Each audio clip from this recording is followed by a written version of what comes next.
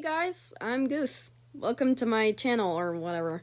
I used to post stuff way back in the day, but as you can see, that was a while ago.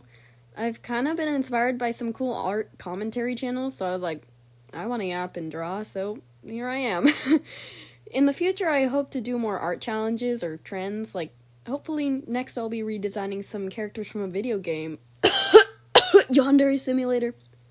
But today I just wanted to yap for a while about my 3 weirdest internet drama hyperfixations, which include Mikayla Nogueira, Sephora Kids, and the Wurthering Heights movie. So either listen and enjoy some drawing or draw along to this video. First, I'll explain what I'm drawing in this first piece. So, if you know me, you know I've been a little obsessed with My Chemical Romance. So I wanted to draw Party Poison and Fungal from Danger Days, so I just came up with this idea in my head, you know? It took me 12 hours. Why? I don't know. Okay, on to my first internet fixation, Mikayla Nogueira. Try being an influencer for a day. If you don't know who she is, Mikayla is a makeup influencer who got popular on TikTok for her makeup reviews and relatable makeup content. I find her so fascinating for some reason. I don't watch her content, but I love hearing about her. If you are confused, Mikayla has earned a bit of a reputation on TikTok. I really have only heard her controversies as of now. Also, this is random, but she had this ad that played on my TikTok all the time, so I blocked her to make it stop showing up. Basically, Mikayla was paid by a company to review mascara, and in the video, she allegedly used fake lashes to make the mascara look fuller on her eyes. And I'm not gonna call her a liar, but I will. Here's some photos of before and after. As many have pointed out in the video, these don't look the same because one can simply not grow magical lashes with just mascara. Obviously, this sparked a lot of conversation around her and her trustworthiness for promoting brands. Also, hi, I'm recording this at night, and I have a retainer on, so if I sound like I have a little lisp, it's because of that, so. Next controversy that maybe people know of her is her wedding sponsorship / influencer event. Mikayla got married about 2 years ago, and when videos came out about it on TikTok, a lot of people noticed, that's a lot of influencers. It seemed like everyone and their mother was making videos on her wedding. Sure, it's a wedding and it's cool, but why did 1 billion people make videos? A lot of people conspired that she paid these influencers to come and promote the event. Now, that's not terrible. Bag is bag, I guess, but the other thing about her wedding is that she had a table that had an e.l.f. Cosmetics brand on it with party favors filled with Mikayla's wedding lips from e.l.f. Now, people obviously thought her wedding was sponsored for this, but she continued to go on and say, no, this isn't sponsored, this is just partnering. Sorry, that was bad.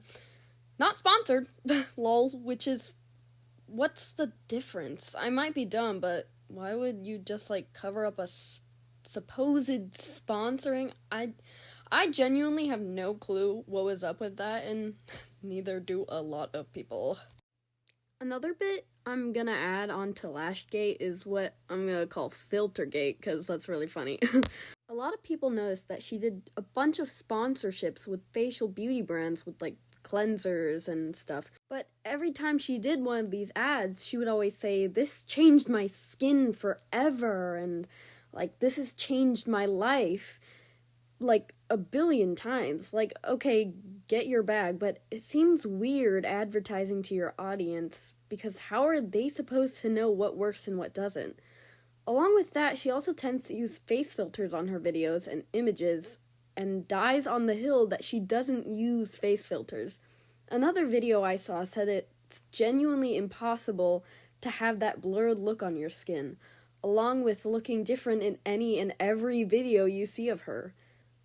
I get it if you want to be confident in yourself, and if that helps, go ahead, but the brand she has built herself on, it seems like the last thing you should do. The next point, I don't really know what to describe it as, so I'm just gonna insert a little video and see if you guys get it. So, I blacked out. Kinda bad. It's officially fall, which means it's boot season, bitch. Let's do a haul. Okay.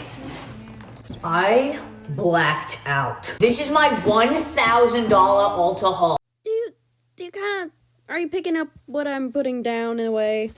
Yeah, so Mikayla is a little bit, actually, like, a bit of a spender. Like, heck yeah, do whatever you want with your money, I guess, but a lot of people online found it, like, tone deaf with the way our economy is right now. Overconsumption brought by rich people starts pissing people off at a certain point, from what I've seen. It pisses me off, too. Like, surely you do not need 10 Coach purses and 20 pairs of Ugg boots.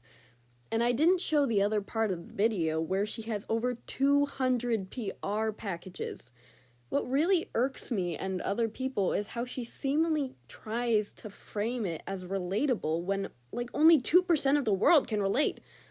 Her relatability to her audience is what made her rich and popular, and now she is losing that factor. I know she probably donates PR packages to her friends or followers, but it just seems like an excessive amount for a person who already could afford all of this and more just by herself. Obviously, I don't really know how PR works because, I'm not rich and famous or whatever, but it just, I don't know. I could talk about more things, but my little last YAP section of Mikayla is about her recently announced divorce. Now, I'm not trying to make fun or discredit the hard situation she is in. Divorce is not a fun thing, as a #kid of divorce. I genuinely hope she is well, but I'm just pointing out what others have seen through her social media posts about it. In her video announcing it, she says she will not be giving out any information about it. Why'd she make the video? And to leave Cody alone about it. She then goes on to give information about it, which I and others have found contradictory. Along with the next video being about Valentine's Day and looking hot. A lot of people pointed this out to her, and instead of ignoring it and moving on, she posted a video of her crying that said, "Me when the cameras aren't rolling." How did we see those videos then? If you knew you weren't gonna be using them, why did those videos exist and why did you record them? She also said she wouldn't be missing her Valentine's Day video because nothing's gonna stop her from living her life. It felt like content was more important than a break or maybe focusing on herself.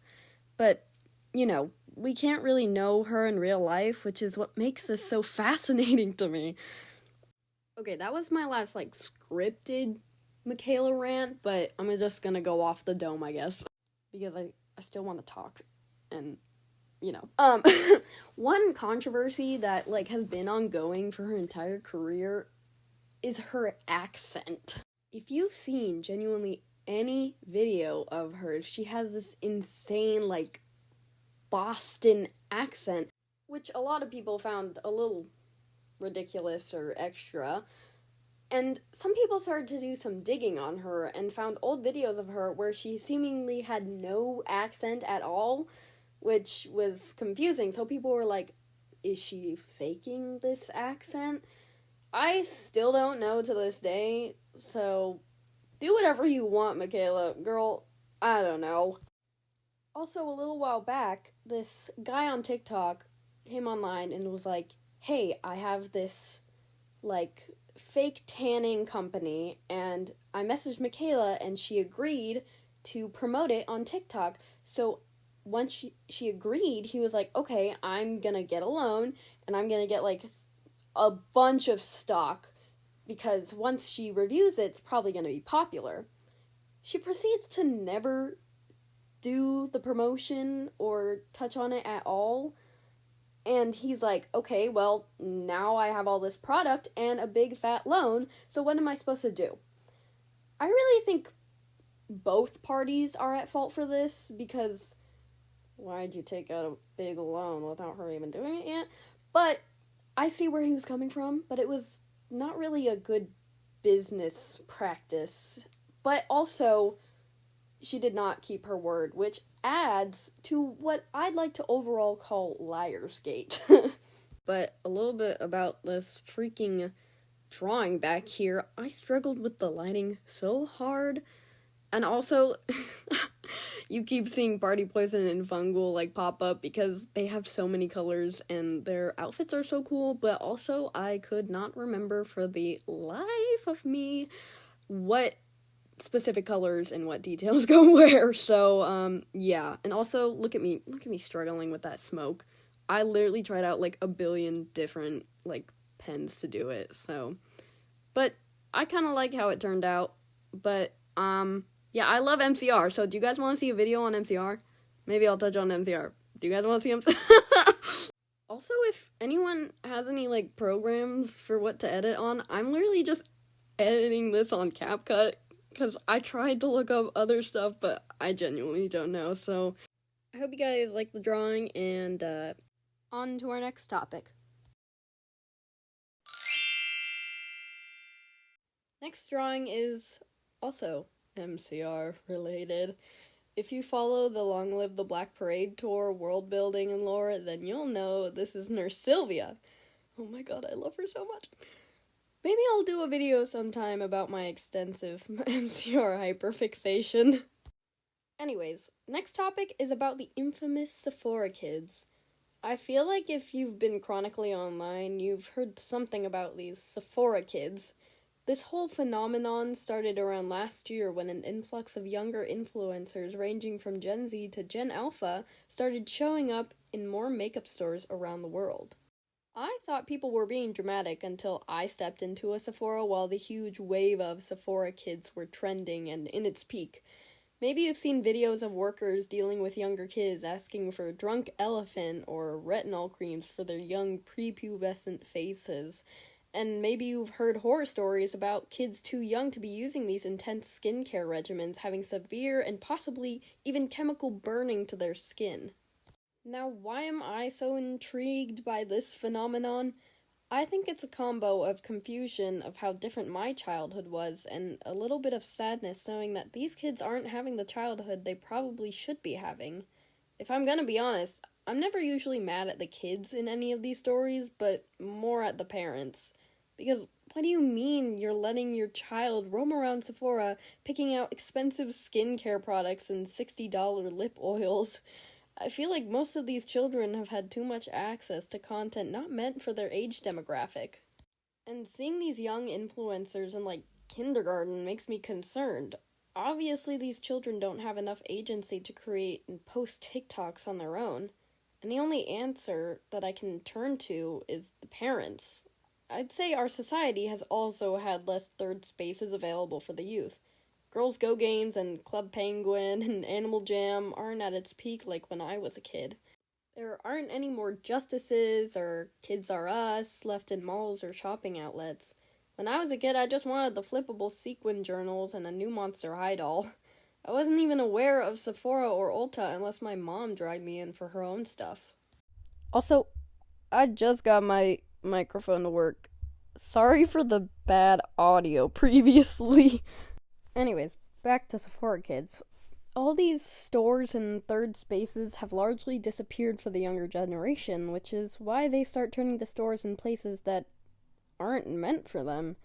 Society is a problem we can't easily fix on our own, but I'm sure parenting these younger generations can protect them from damage. This is low-key my petition to bring back these 2000 stores, like, please, they're so good. Okay, now a little bit about this drawing. I was like, I know I want to draw Sylvia, because she's my icon, but I didn't know what to draw her with, so I found this, like, inspiration on Pinterest of that cool, like, shadow, knife, blood stuff. I don't know, I thought it was pretty cool, so, I hope you guys like it. But, yeah, I really like MCR.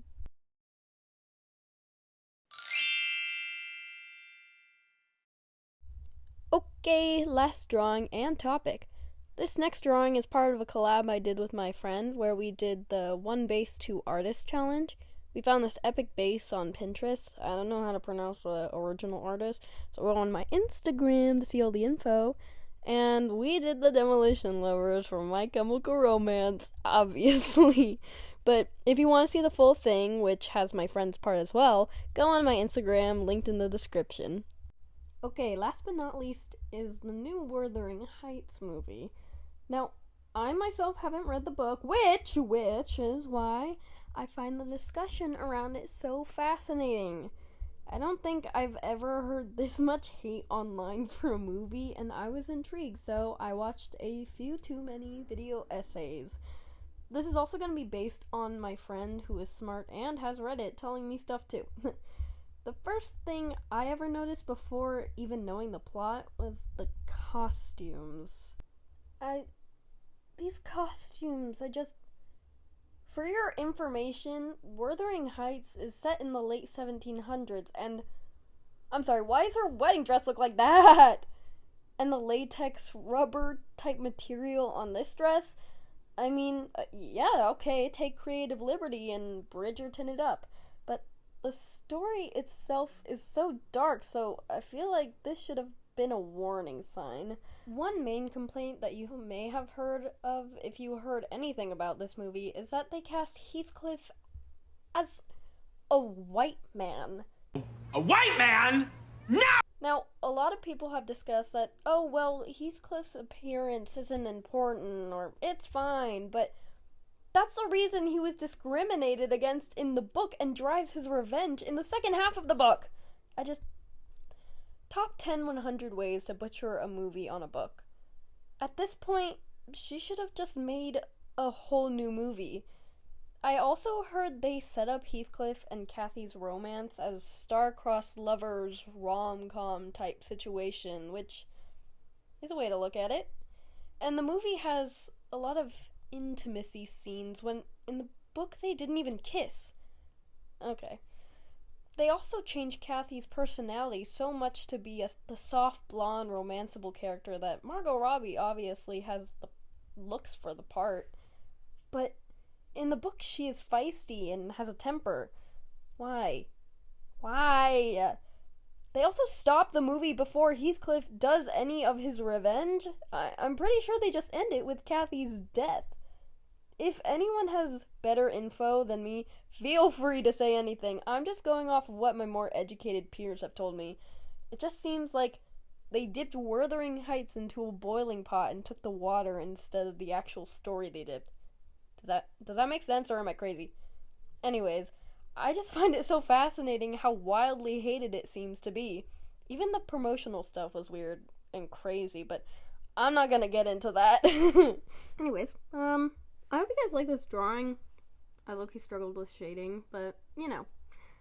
I love Michael. I fear we know this at this point. But look on Instagram for the full thing.